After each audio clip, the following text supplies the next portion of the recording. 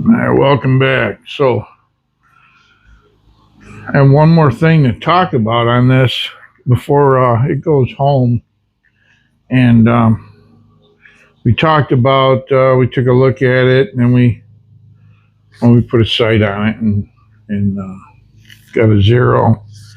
We talked about the triggers and how they work. And now I'm going to look at one more thing in the lock.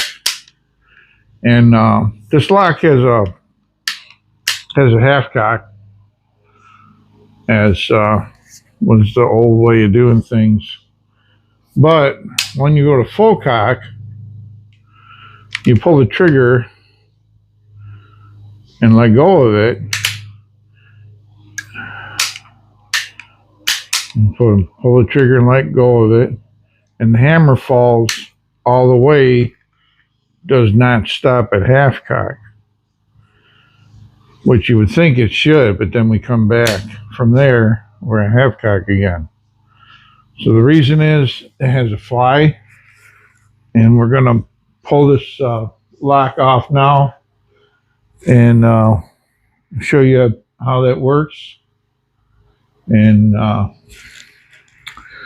guess what kind of tweaks we might do on it. All right, so to pull the lock off, we have to pull the barrel because this bolster's in the way. So we're going to go to full cock. We're going to push this wedge out. Didn't always fly out like that, but pull the ramrod.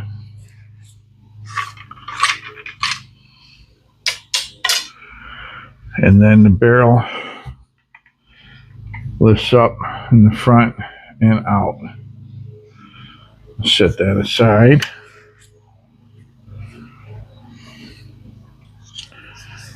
And then I'll put this back on half cock.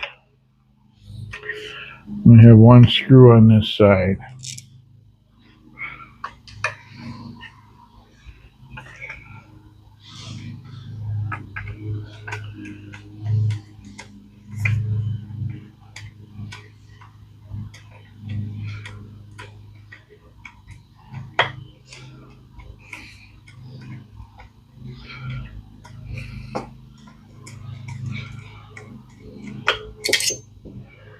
And the lock is out.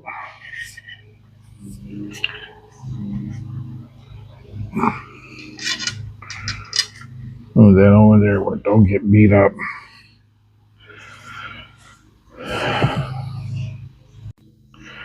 All right, so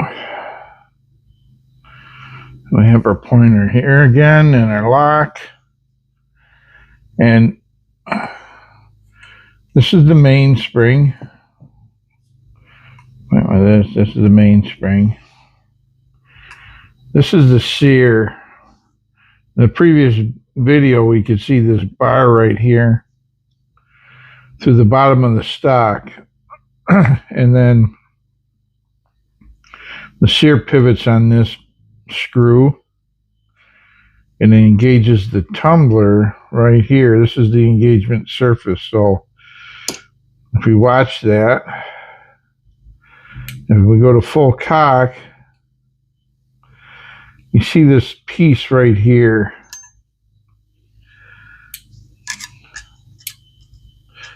This piece right here. That will pop ahead. That's the fly. And what the fly does, because this gun has set triggers, and from the previous video, you know that the set trigger, when you pull the hair trigger, the set trigger comes up and it smacks this sear right here, and it releases the tumbler. Without that fly in place, this tumbler would want to go right back into that half cock notch right there. Because we're not pulling and holding that trigger. we're pulling the other trigger, and that trigger just pops this, knocks it loose. The hammer falls, and so that it falls all the way, that fly gets it to go past the half cock notch right there and fall all the way. And the hammer strikes the cap and goes off, and then we go to half cock again. Now the fly is behind. It's back over here behind the sear, and the sear can go into that half cock notch. But you can't really, at that point, you can't really push this out because it's a deep enough notch that it locks it in place. The hammer has to be rotated to cause that to happen. So one of the things I noticed about it this one has, I'm not going to pull that Thompson center part, but this one has kind of an abrupt angle on this back surface. Rather than, so it's the back surface is on an angle like this, rather than an angle like that, which would allow that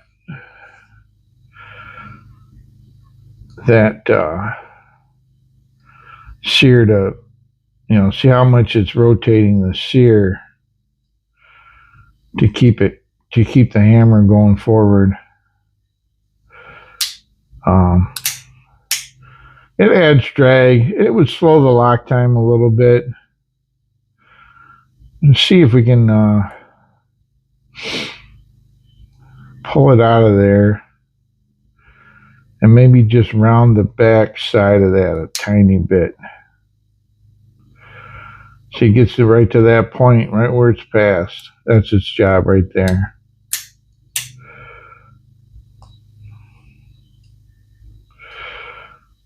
Right to where it's past the half cock notch. So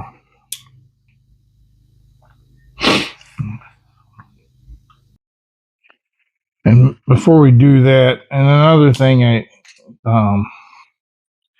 as I drop this forward, that feels gritty there, and when it gets forward of the fly on the tumbler, that's a little bit gritty. So we're gonna polish that surface up.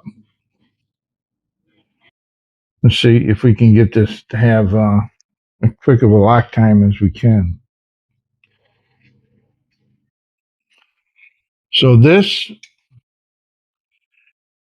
is the bridle. We should be able to take the bridle off and get to the fly. Or let's see, we might have to let's see.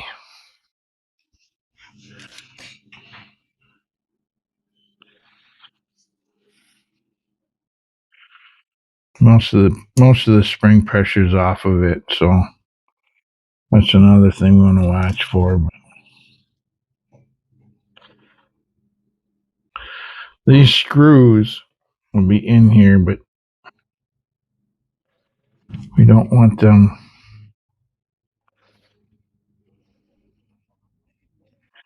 We don't want them too tight. These we want tight, but this other one here will possibly squeeze that sear and slow it down if it's too tight.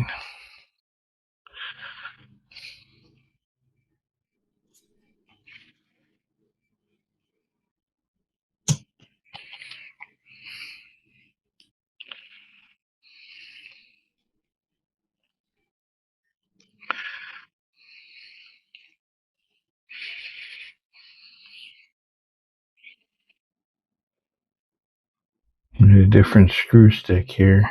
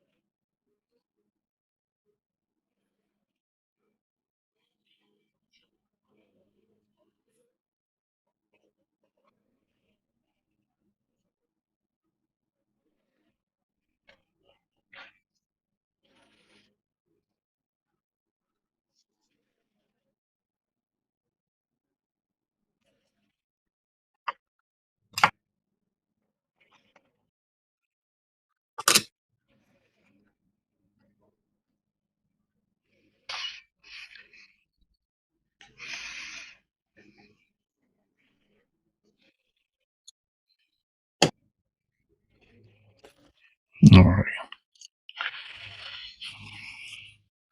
There's the sear, the bridle, and right here is the fly.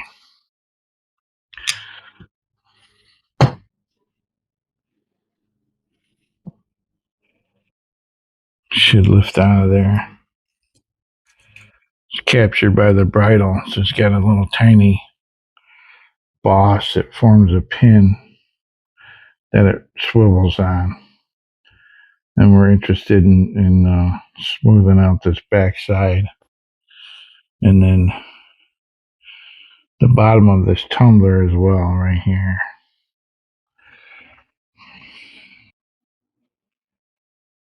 So I got my stone again. Hard Arkansas stone. It's a fine natural stone. And just gonna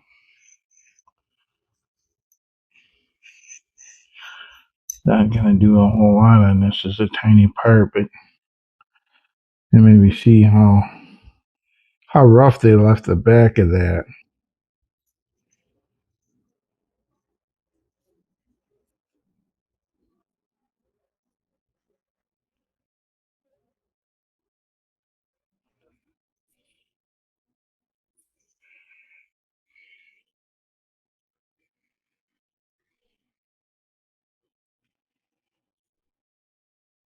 Doesn't take much.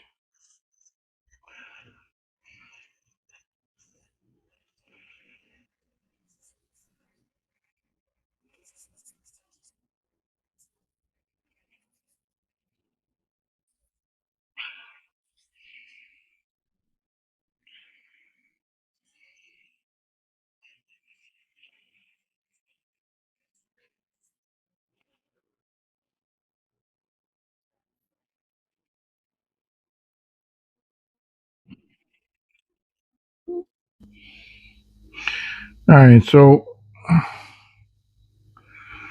got that surface smooth out there. I'm gonna come in,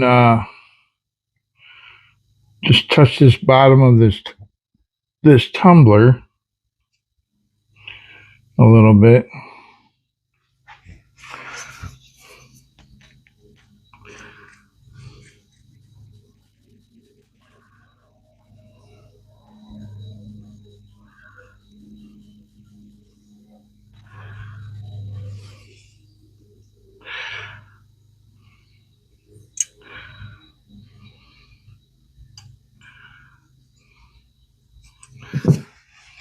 Take this little screw stick and I can feel that. I can feel that surface is rough. I just want to polish in a tiny little bit. I mean, the part I did of any of this off camera was,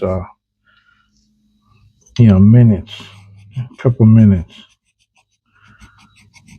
just so you don't have to suffer through all that.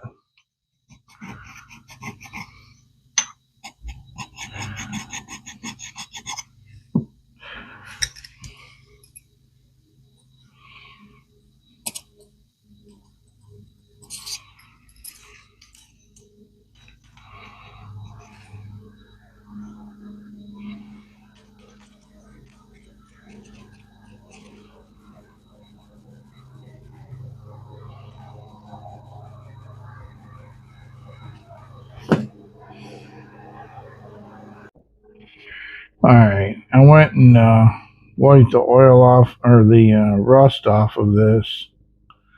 All the little parts while I had it open.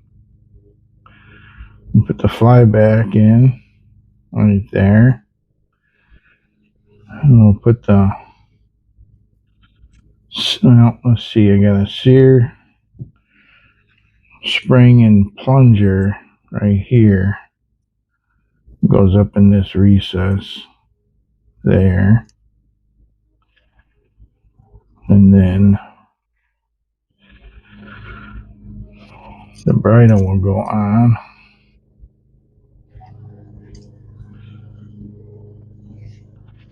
And I got these couple screws. I get them started.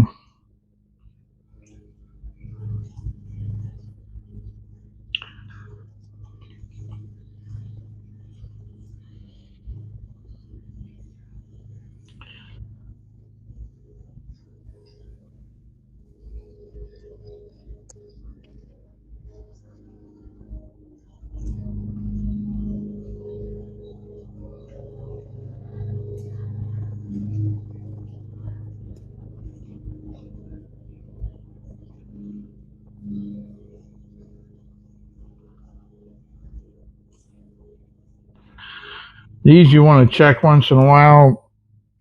Make sure they haven't loosened up.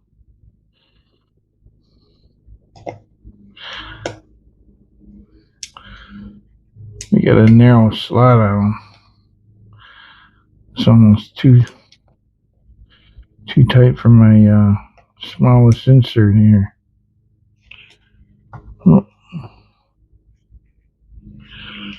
And then I'll put this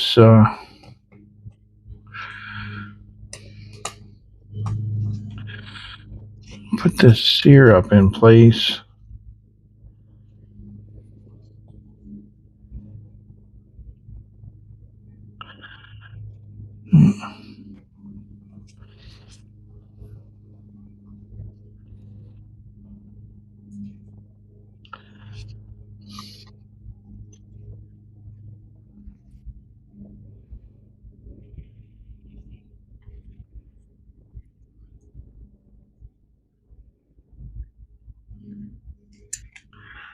There it goes.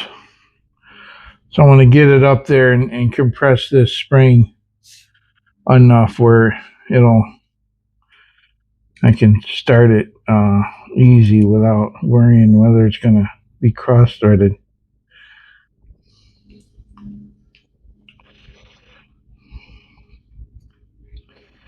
Let's see.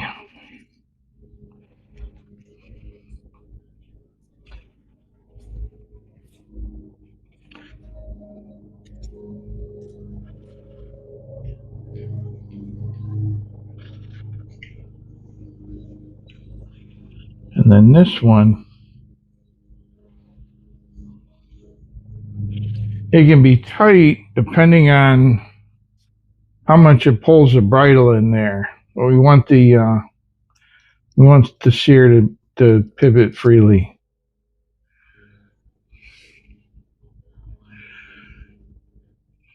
So it looks like they left enough of a shoulder on it so it leaves a space underneath. I don't know if you could see that, but it's a small gap, which is fine. These two hold the bridle in place, and this one supports the sear. The bridle supports the sear on both sides. So now we'll see how this works again. And I think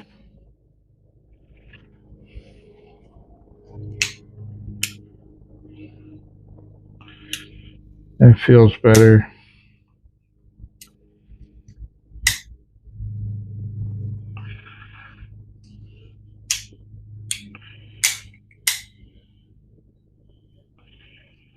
It jumps right past, and we're good.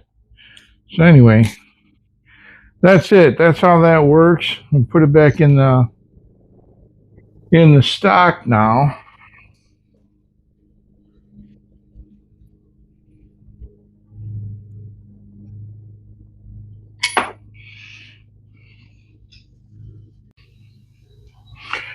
Yeah, much smoother right there.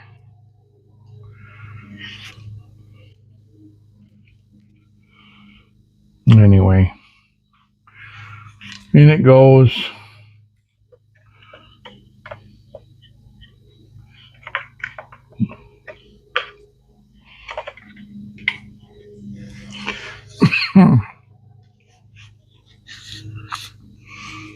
Put this screw back.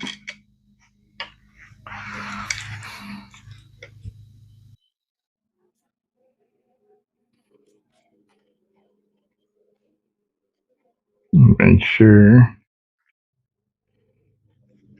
threads right in.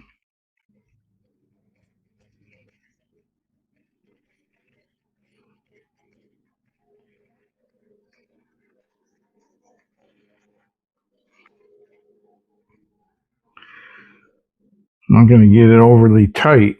Um, okay, so now if you look in there, you can see, if you look in the tang here, you can see some white on both sides. That's paper I put in. I put a piece of paper or two or shim stock to take up any sideways play in the system so that we have a little bit, we have a tighter group when we're shooting. So I'm going to get, let's see, I'm going to pull that out. So I pull that paper out of there, or I make a new piece, and I grease the inside surfaces of that just so that I can stick it to the hook on this breech plug, just like that.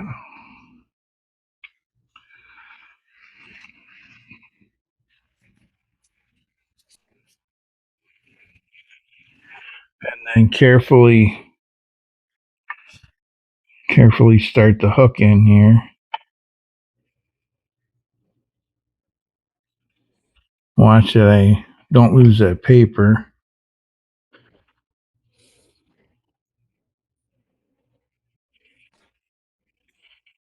Back. Let the front end go down, and then I'm going to check for sideways play, and if it's excessive, I'm going to see if I can fit another layer of paper in there. And then I'll put the wedge in.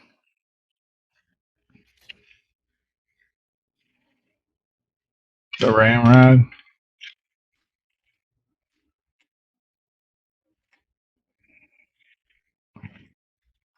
And then we'll check the function again.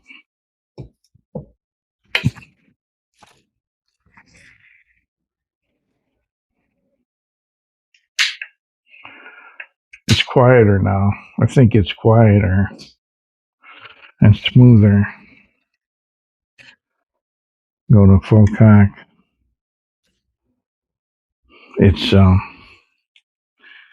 It's closer to this Thompson center.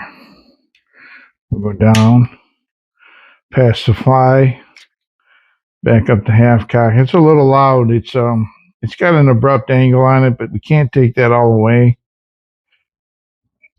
We could risk not having it work at all. So it would be here in this position with the cap on while we're hunting.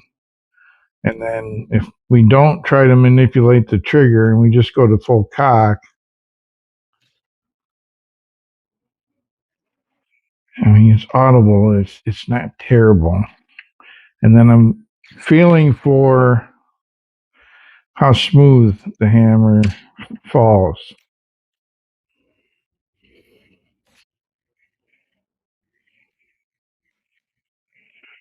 This one's like glass. comes right down. It's got a better angle on the fly, but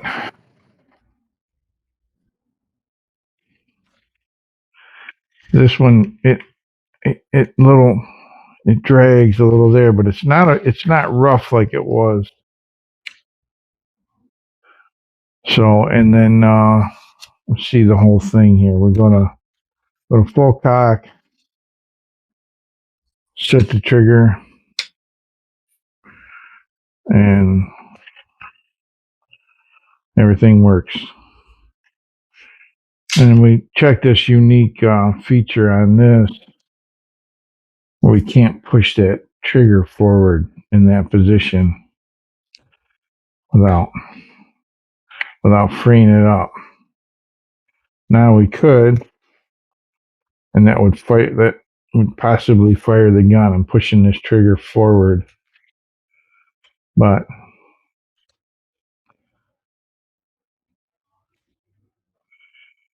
now I can't. And I pull all the way back. So this is not two pulls. I think there was some confusion. People asked me about whether it was two pulls of the trigger. It's not. It's just a matter of distance. So here it's all the way back, and we get another click. And then that's where it's set to fire off the hair trigger.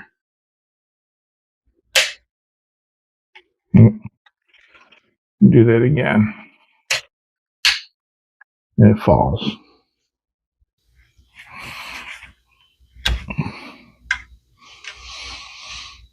So that's it. The next time you might see this gun, well, it'll be back it'll be back home. We might have it at the range, and we're gonna try it out and see if he has some bullets picked out, and we'll get a final zero maybe, and see how it shoots.